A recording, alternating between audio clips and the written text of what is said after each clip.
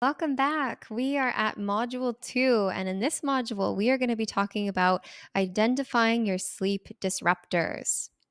So, there are many different factors and reasons why your sleep may be disrupted. Everything from emotional stress to suboptimal sleep environment, everything from poor dietary and lifestyle choices to technology, electromagnetic frequencies and radiation, and so much more. So, we're going to get into the top 7 sleep disruptors. And as we go through these, I invite you to just mentally, or you can even write it down on a piece of paper as we go. I'd love for you to give yourself a score from 0 to 10. 0 being this pillar, this piece is not an issue for me. Right?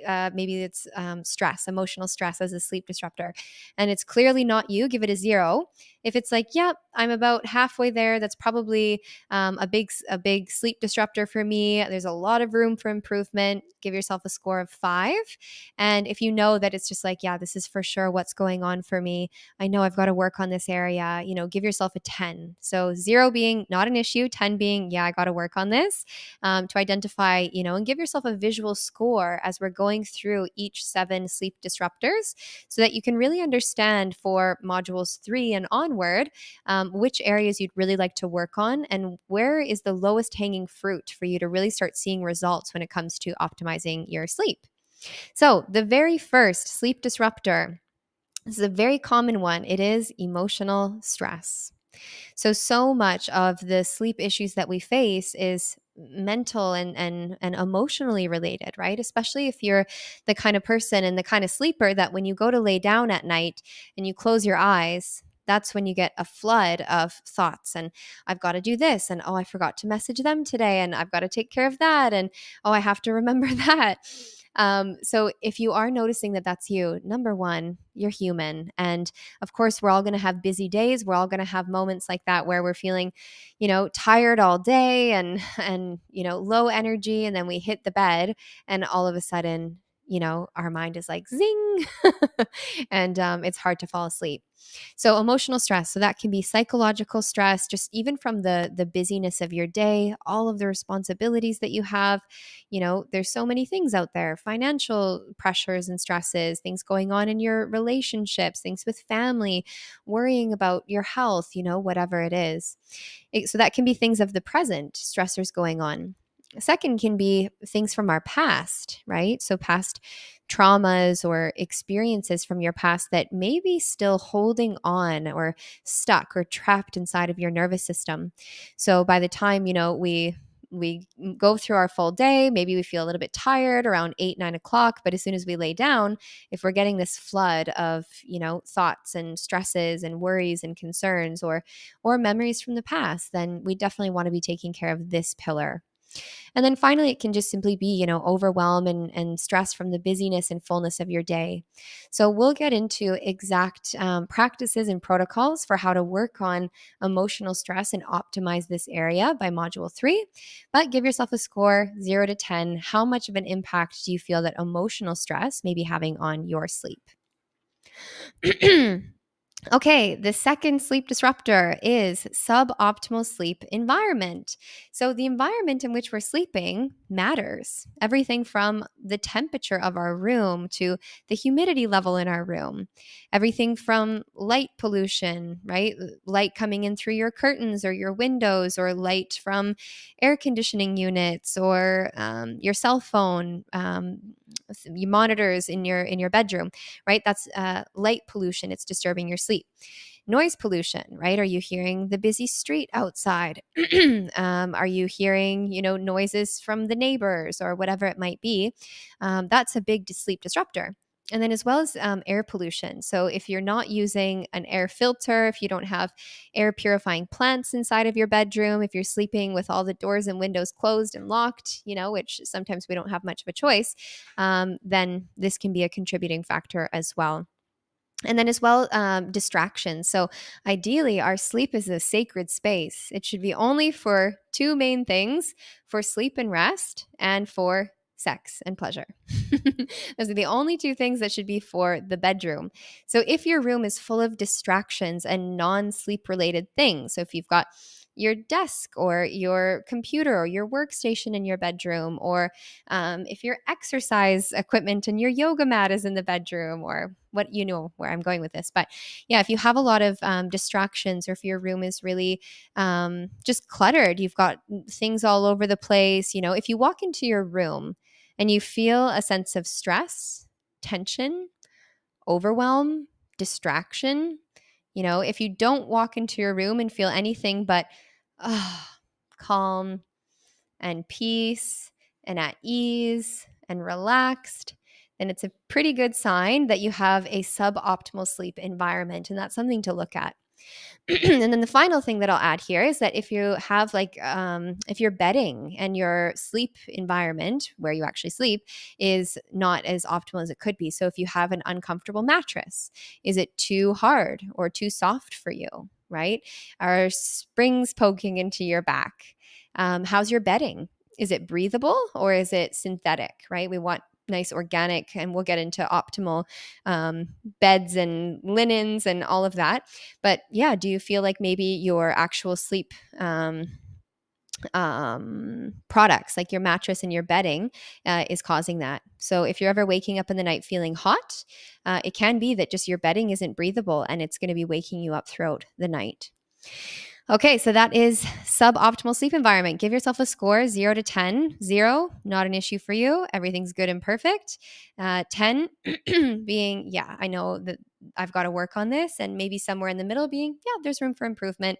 And you're curious to see what I'm going to get into to optimize your sleep environment. Okay, the next one, sleep disruptor number 3 is the use of stimulants. So there's many different stimulants out there, some obvious, some may surprise you. The most obvious stimulant is caffeine. So what is your caffeine usage? How many cups of coffee or tea or matcha or cacao are you consuming in a day?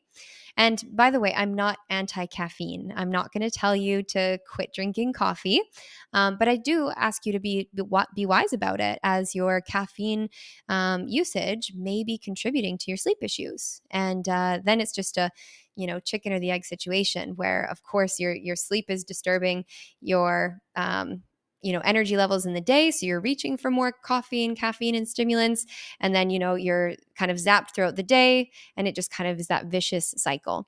So we're going to get into how to use coffee in a more wise, sleep supportive way. But just being mindful, are you having caffeine after 12 o'clock midday, right? Are you going for a 3, 4 o'clock caffeine or coffee or matcha? That can be a big issue.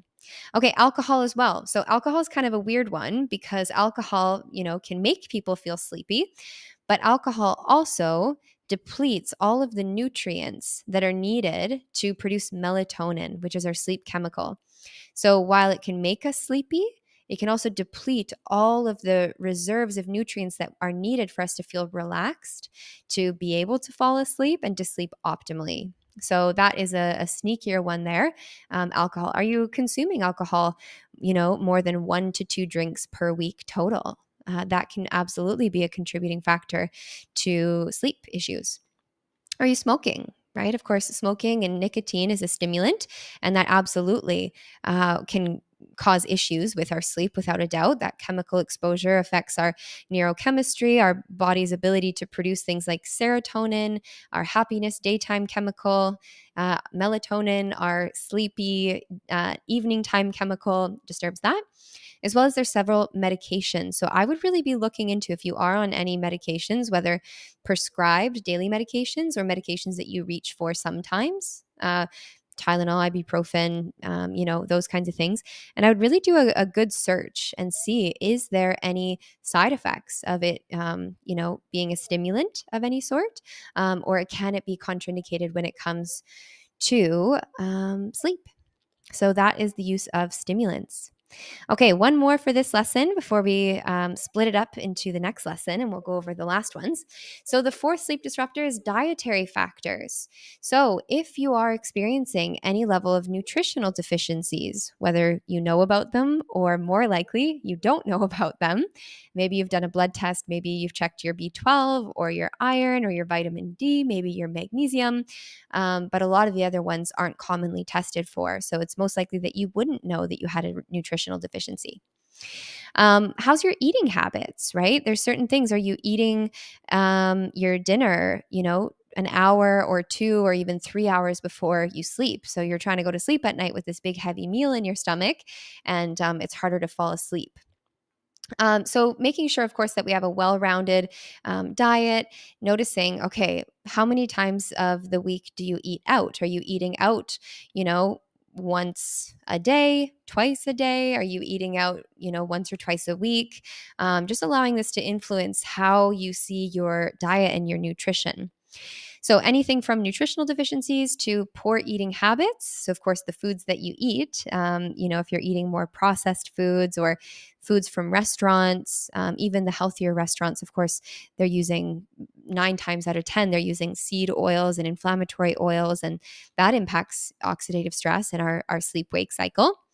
And then food toxins that disrupt sleep. So, pesticides. Are you eating a primarily organic based diet or are you eating conventional? So, a lot of the toxins and the pesticides present in our, conventional food supply have everything from levels of mercury to aluminum to heavy metals of all kinds, glyphosate.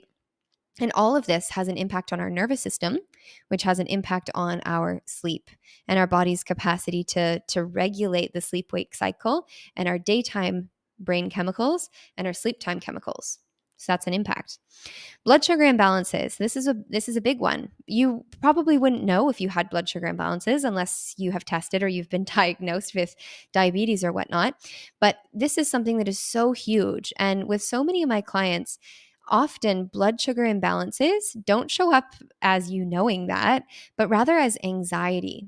So the symptoms of low blood sugar and the symptoms of anxiety are identical: feeling overwhelmed, feeling lightheaded, feeling anxious, feeling dizzy, feeling shaky, right? Or like you're just buzzing. A lot of those symptoms are the same. So, whether you know or don't know, that's a consideration. We'll talk more about that and how to know in a future module.